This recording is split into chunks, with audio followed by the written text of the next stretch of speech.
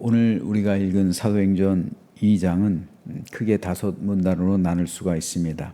4절까지는 오순절 성령 강림 사건에 대한 기록이고요. 5절부터 13절은 제자들의 만국 방언 사용에 대한 유대인들의 양면적 반응에 대한 기록입니다. 14절부터 36절은 오순절 성령 강림일에 즈음한 베드로의 설교를 기록하고 있고, 37절로 41절은 베드로의 오순절 설교를 들은 3,000명의 회개와 세례 장면을, 그리고 47절까지는 예루살렘 초대 공동체의 생활 모습에 대해서 기록하고 있습니다. 오늘 이 가운데서 성령 강림 사건을 기록하고 있는 1절부터 4절까지 말씀에 대해서 살펴보겠습니다. 오순절 날이 이미 이르매 그들이 다 같이 한 곳에 모였더니 호련히 하늘로부터 급하고 강한 바람 같은 소리가 있어 그들이 앉은 온 집에 가득하며 마치 불의 혀처럼 갈라지는 것들이 그들에게 보여 각 사람 위에 하나씩 임하여 있더니 그들이 다 성령의 충만함을 받고 성령이 말하게 하심을 따라 다른 언어들로 말하기를 시작하니라. 어제 읽은 1장에서 예수님은 제자들에게 예루살렘을 떠나지 말고 내게서 들은 바 아버지께서 약속하신 것을 기다리라. 요한은 물로 세례를 베풀었으나 너희는 몇 날이 못되어 성령으로 세례를 받으리라 라고 말씀하셨습니다. 이에 제자들은 예수님의 명령에 따라 마가다락방에 모여 있었습니다. 그리고 드디어 예수님께서 승천하시고 열흘 후인 오순절이 되었을 때 성령께서 그들에게 임하셨습니다. 그때 나타났던 표적이 3가지 있었습니다. 바람과 불과 방언이었습니다. 이것은 하나님의 구원 역사를 위한 마지막 퍼즐이었습니다. 그러니까 구약 시대는 성부 하나님의 시대, 신약 시대는 성자 예수님의 구원 사역의 완성, 그리고 이후로는 성령 시대가 열리게 된 겁니다. 왜 예수께서 너희가 몇 날이 못되어 성령으로 세례를 받을 것이라고 약속하셨을까요? 그리고 왜 하필 예수님은 성령 하나님께서 오순절에 임하실 것이라 말씀하셨을까요? 왜 성령님은 그 많은 절기들 가운데 하필 오순절에 임재하셨을까요? 그 중요한 이유가 있습니다. 우선 오순절이란 유월절 후 첫 안식일로부터 50일째 되는 날입니다. 이 기간을 칠칠절이라고도 불렀고, 또 보리와 밀을 추수해서 첫 열매를 드린다고 해서 맥추절이라고도 불렀습니다. 그런데 출애굽한 이스라엘 백성들은 맥추절을 지킬 수가 없었어요. 왜 그렇습니까? 광야에 있었잖아요. 40년간 광야에 있었기 때문에 보리와 밀을 추수할 수가 없었습니다. 따라서 그들에게 오순절이란 다른 의미를 갖게 되었는데, 바로 시내산에서 하나님께서 강림하시죠. 그리고 십계명을 주세요. 율법을 주십니다. 그 율법을 주신 날, 십계명을 주신 날을 오순절로 기념했던 겁니다. 그러므로 예수님 당시 이스라엘 백성들에게 있어서 오순절은 맥추절 다음 날, 그 의미도 있지만 그것보다 더 중요했던 의미는 시내산에 임한 하나님으로부터 율법을 받은 날, 그날을 기념하는 날이 오순절이었습니다. 이 사실을 염두에 두고 성령께서 임재하실 때 표적을 보면 그 의미가 더욱 분명해집니다. 시내산 강림, 하나님께서 성부 하나님께서 시내산에 강림하실 때의 장면, 그리고 성령 하나님께서 마가다락방에 임재하실 때의 장면을 좀 비교해 보겠습니다. 먼저 출애굽기 19장 16절, 우레와 번개와 빽빽한 구름이 산 위에 있고 나팔 소리가 매우 크게 들리니 진중에 있는 모든 백성이 다 떨더라. 자, 우레와 번개와 나팔 소리. 시내산에서 임재하실 때 이 소리가 들렸다는 거죠. 그런데 마가다락방에 성령께서 임재하실 때 급하고 강한 바람 같은 소리가 들렸다. 이렇게 됩니다. 두 번째로 시내산에 연기가 자욱하니 여호와께서 불 가운데서 거기 강림하시니라. 출애굽기 19장 18절. 여호와 하나님께서 시내산에 강림하실 때 연기와 불 가운데 강림하셨어요. 그런데 성령께서 마가다락방에 강림하실 때도 불의 혀처럼 갈라지는 것들이 그들에게 보여 각 사람 위에 하나씩 임하여 있더니 불로 임하셨어요. 세 번째로 나팔 소리가 점점 커질 때 모세가 말한즉 하나님이 음성으로 대답하시더라. 하나님의 음성을 들었어요. 하나님이 음성으로 대답하셨어요. 근데 성령께서 임재하셨을 때 성령이 말하게 하심을 따라 다른 언어들로 말하기를 시작했다. 이렇게 기록하고 있습니다. 그러므로 시내산에 임재하신 하나님은 모든 백성들이 보는 앞에 임재하시긴 했지만 특별히 모세에게만 임하셨어요. 그래서 모세에게 율법을 수여하셨어요. 이를 통해 광야 교회를 세우셨습니다. 하지만 마가다락방에 임재하신 성령님은 모든 제자들에게 임하셨어요. 그리고 십자가를 확증해 주셔서 신약 교회를 세우셨습니다. 구약의 율법이 신약에 이르러선 예수님의 십자가로 완성되죠. 마찬가지로 구약의 오순절 역시 성령 강림절로 대체되는 거예요. 그렇기 때문에 성령 강림절은 신약 교회의 탄생일입니다. 구약의 오순절이 광야 교회의 탄생일인 것처럼 신약에서의 성령 강림절은 신약 교회의 탄생일이에요. 그래서 지금은 성령께서 역사하시는 성령 시대예요. 그러므로 중요한 것은 이 성령의 임재하심이 구약 시대에는 특별한 사람, 제한적인 사람들, 모세와 같은 사람들, 다윗과 같은 사람들, 부살렐, 오홀리압과 같은 특별하게 하나님께서 지혜와 명철 주신 그런 사람들, 선지자 같은 그런 사람들에게만 임했었죠. 하지만 모든 제자들에게 임했다는 건 뭡니까? 요엘서 2장에 있는 내가 만민에게 내 영을 부어주겠다. 그 약속이 실현되는 거잖아요. 그래서 모든 사람에게 이제 성령께서 임재하셔. 어떤 사람에게요?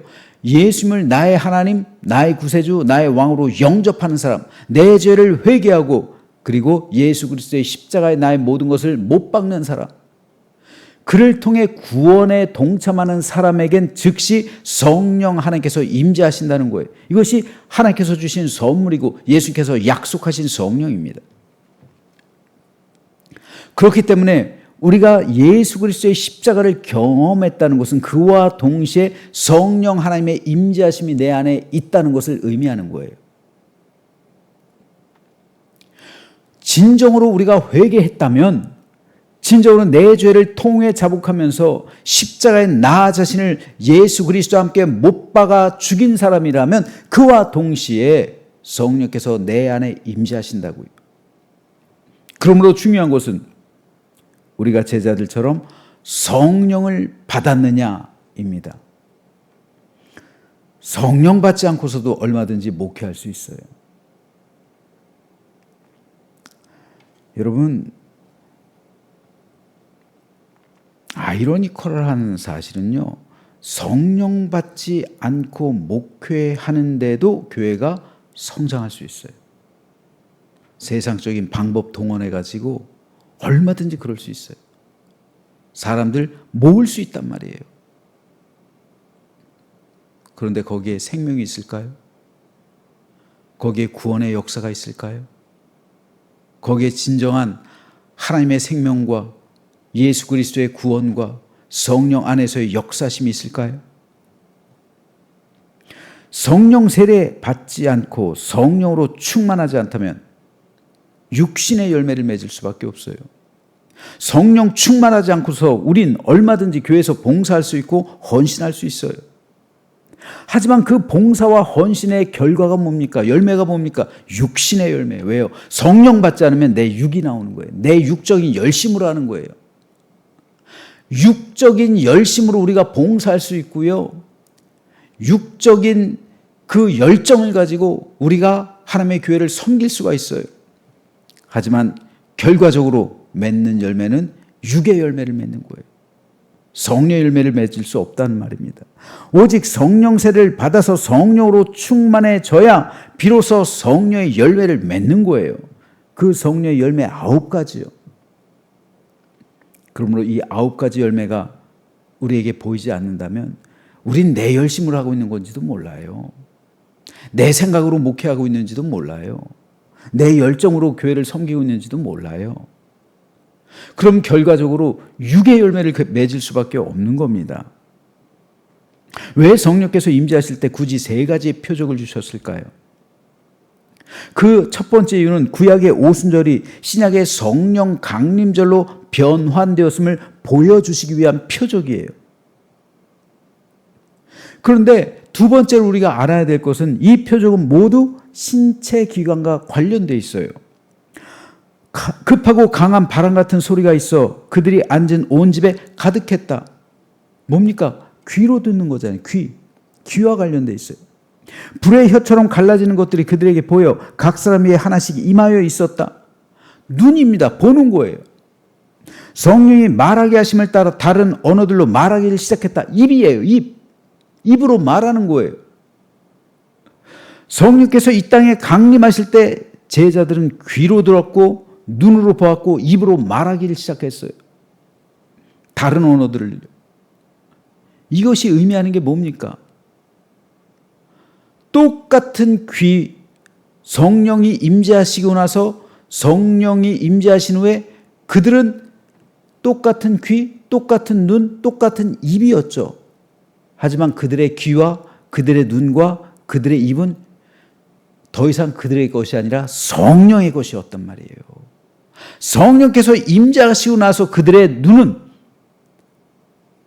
성령의 역사심을 바라보기 시작하고 그들의 귀는 하나님의 음성을 듣기 시작하고 그들의 입은 성령의 말하심을 따라 말하기를 시작하는 거예요. 변화됨입니다. 똑같은 자리에 있었어요.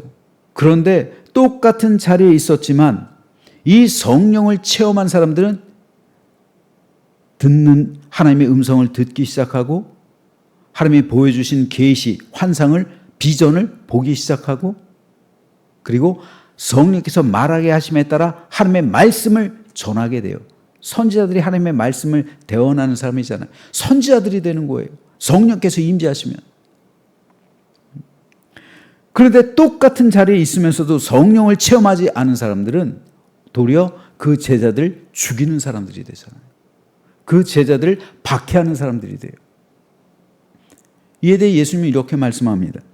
이사야의 예언이 그들에게 이루어졌으니 일렀으되 너희가 듣기는 들어도 깨닫지 못할 것이요 보기는 보아도 알지 못하리라. 이 백성들의 마음이 완악하여져서 그 귀는 듣기에 둔하고 눈은 감았으니 이는 눈으로 보고 귀로 듣고 마음으로 깨달아 돌이켜 내게 고침을 받을까 두려움이라 하였느니라. 그러나 너희 눈은 봄으로 너희 귀는 들음으로 복이 있도다. 우리에게 성령이 임하셨으면 우리 역시 마찬가지예요. 우리의 귀는 열리는 거예요. 우리의 눈도 보게 돼요. 우리의 입도 말하게 돼요. 성령의 것이 된단 말입니다. 그런데 이사야의 예언처럼 예수께서 말씀하시는 게 뭡니까? 너희가 듣기는 들어도 깨닫지 못하고 보기는 보아도 알지 못해요. 메시아가 왔잖아요. 메시아가 왔는데 메시아로부터 하나님의 나라의 복음을 듣는데 듣기는 들어도 깨닫지 못하고 메시아를 보기는 보는데 알지 못해요. 마음이 완악해져서 듣기에 둔하고 눈이 감겨 있어요. 왜요? 성령이 없으니까 그런 거예요. 성령이 없으니까. 성령 받지 못하니까 아무리 성경 지식이 많아도 성령 받지 못하니까 성경은 지식일 뿐이에요. 성경이 성령에 의해 해석되고 읽혀져야 온전한 하나님의 뜻을 발견하게 되는데 성령 없이 성경 지식만 많아지니까 그들이 메시아를 보고도 알아보지 못해요.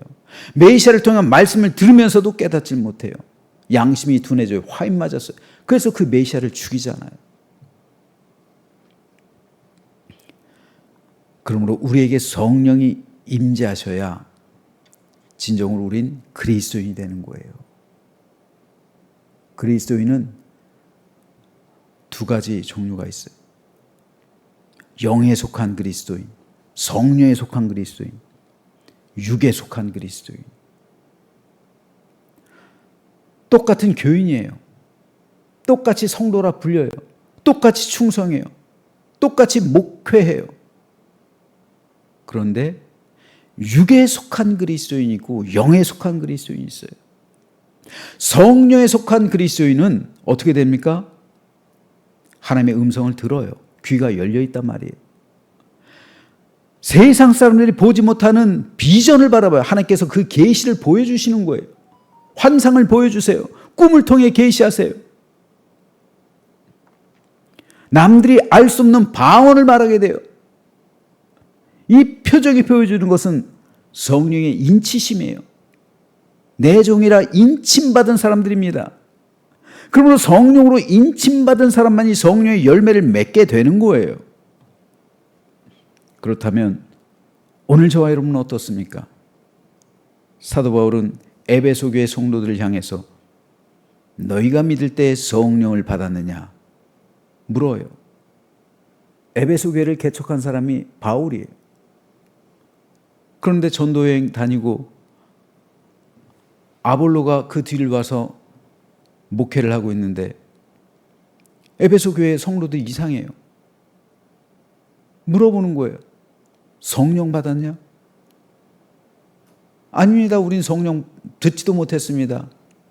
그럼 무슨 세례 받았냐? 우린 세례 요한이 주는 세례만 받았습니다. 그래서 예수 그리스도의 복음으로 그들을 가르치고 세례를 주죠. 안수하죠. 그랬을 때 예수 그리스도의 십자가 보혈을 믿고 회개하고 그때 구원의 역사가 일어나면서 사도 바울이 안수할 때 그들이 성령을 받게 됐습니다. 이 말씀은 오늘 우리에게도 너무 중요해요. 너희가 믿을 때 성령을 받았느냐?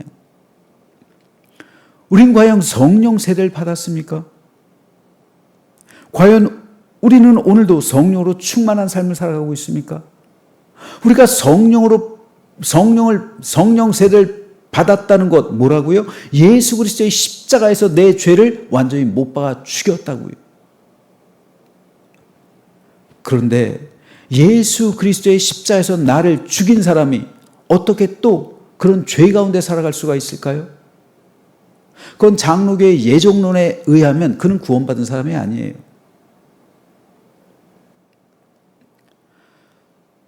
오늘 우리는 진정으로 예수 그리스도를 믿음으로 내 모든 죄를 그리스도의 십자가에 못 박아 죽인 사람들입니다. 그리고 구원을 받을 때 비로소 성령께서 임재하시는 거예요. 그래서 성령의 인침을 받는 겁니다. 그게 성령 세례예요. 성령께서 내 안에 임재하시는 사건, 이게 성령 세례입니다. 여러분, 성령 세례는 똑같아요. 모든 사람에게 공평합니다. 예수님을 나의 구주, 나의 하나님으로 영접하고 내 모든 죄를 회개하는 순간 성령께서 내 안에 임재하시는 것, 이게 성령 세례예요. 이건 누구의 공로도 필요 없어요. 모든 사람에게 공평합니다. 구원받는 거예요. 성령 세례가 있어야 구원받는 거예요. 근데 성령 충만은 달라요. 여러분, 제가 종종 비유로 말씀드리는 거지만 각설탕 물에 넣어보세요. 그리고 마셔보십시오. 맹물만 나요. 아니, 설탕이 들어갔으면 설탕물인데 마시면 맹물이 왜요? 녹아지지 않았으니까요. 성령 세례랑 각설탕을 물에 넣는 거랑 똑같은 거예요. 이제 이건 설탕물이에요. 내 성령 충만은 이게 녹아지는 거예요. 그래야 설탕물이 나는 거예요. 맛이 나는 거예요. 마찬가지입니다. 우리가 성령으로 충만하다는 것은 내 의지가 아니라 성령께서 나를 주관하도록 나를 드리는 거예요. 그럴 때 내 눈은, 내 귀는 하나님의 음성을 듣게 되고, 내 눈은 하나님이 보여주시는 비전, 계시를 바라보게 되고, 내 입은 선지자의 입처럼 하나님의 말을 하게 되는 거예요. 그럴 때 우리는 성령의 열매를 맺게 되는 겁니다. 그 삶이 바로 성령과 동행하는 삶이에요. 그러므로 우리에게 가장 중요한 믿음의 삶은 성령 세례 받고 성령으로 충만해지는 삶이에요. 그럼 우리 모든 문제는 다 해결되는 거예요. 아니, 내가 성령 세례 받고 성령으로 충만한데 뭐가 문제입니까? 어쩌면 우리 기도 제목이 바뀔 수도 있어요. 어쩌면 하나님, 내 이 세상에 속한 문제 다 해결해 달라고 이전까지는 기도했을 수 있어요. 하지만 성령 세례 받고 나고 성령 세례 받고 성령으로 충만해지고 나면 그 기도가 바뀔 수도 있어요. 아, 그것이 하나님의 뜻이 아니구나 깨달을 수도 있는 거예요. 더 이상 세상 것 구하지 않을 수도 있어요.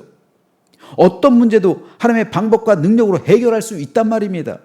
하지만 성령으로 충만해지지 않으면 어떤 것도 하나님의 방법, 하나님의 능력으로 해결할 수가 없어요. 그러므로 저는 모든 성도가 성령 세례 받기를 위해서 날마다 기도합니다. 또한 성령 충만하게 되어서 하나님의 기쁨과 영광이 되게 해달라고 간구합니다. 오늘 아침 우리 모두 나 자신 그리고 우리 가족, 우리 교회 모든 성도가 성령 세례 받기를 위해서 그리고 성령으로 충만해지기를 위해서 기도해 주시길 바랍니다. 가장 시급한 기도예요. 가장 중요하고 가장 본질적인 기도입니다. 이게 복음적인 기도예요. 성령 세례 받아야죠. 우리 모든 성도들 성령 세례 받아야죠. 성령 세례 어떻게 받는다고요? 예수님을 입으로 시인하고 마음으로 믿고 나의 모든 죄를 회개할 때 성령 세례를 받게 되는 거예요. 성령 충만은 어떻게 해요? 성령 충만해지기 위해서 기도하고 말씀 읽고 찬송하고 예배를 드리는 그 삶을 통해서 나의 모든 것을 포기하고 항복하면서 하나님께 모든 것을 맡길 때 성령께서 나를 주관하시는 성령 충만은요, 결국 성령께서 나를 주관하는 상태. 이게 성령 충만이에요. 나를 항복하면 항복할수록, 나를 부인하면 부인할수록 성령께서 나를 다스리시는 거예요. 이게 성령 충만입니다. 우린 성령 충만의 삶을 살아가야 합니다. 그럴 때 우리 모두 사도행전의 삶을 살아가며 예수님의 증인이 되어서 성령의 능력과 권세로 세상을 이기는 믿음의 삶을 살아가는, 복음의 삶을 살아가는 우리 모두가 되시길 주님의 이름으로 축원합니다.